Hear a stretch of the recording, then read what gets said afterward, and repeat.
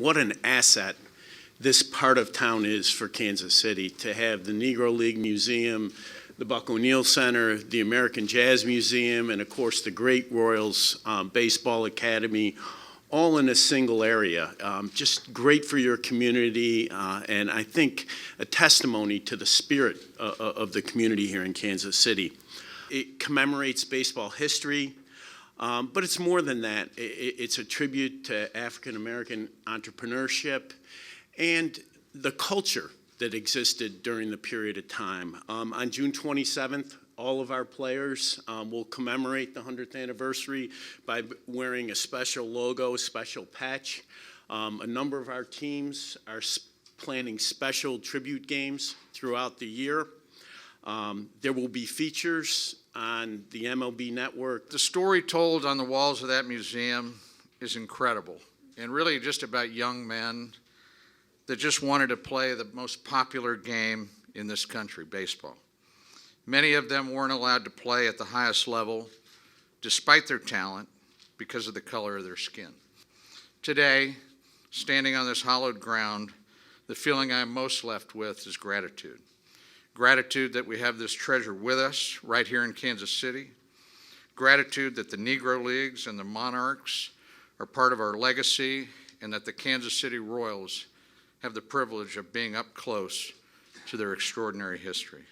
This building is so vitally important to the next phase of growth for the Negro Leagues Baseball Museum. We were very bold and daring in 1990 when we opened the museum in a little one-room office about as big as this area that I'm standing in. And Buck O'Neill and a number of other local Negro Leaguers, and Frank mentioned a bunch of them, all of them gone. They're all gone. They took turns paying the monthly rent to keep the little office open. And with it, our dreams of one day building a facility that would pay rightful tribute not only to one of the great chapters in baseball history, but again, one of the greatest chapters in American history. And we knew from the onset that we were dealing with potentially a finite piece of history, from the standpoint that all of those who made this history were going to be gone. And it wasn't a matter of if, it was a matter of when. But their legacies deserve to play on. And the life lessons that stem from this unyielding belief in self. Yeah, you won't let me play with you, I create my own. And there's something very special about that as Mr. Sherman said, transcends the game of baseball.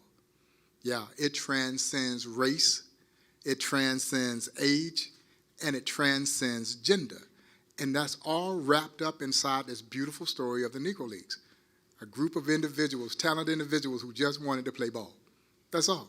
And so as we embark on the next 100 years of promoting this rich history, we look forward to each and every one of you being a part of this journey and making sure that our future generations will have an opportunity to learn something that none of us were privy to during our own formal educations. And that is what makes this story so incredibly awe-inspiring, so incredibly compelling, and obviously so incredibly needed, and maybe needed more today than ever before.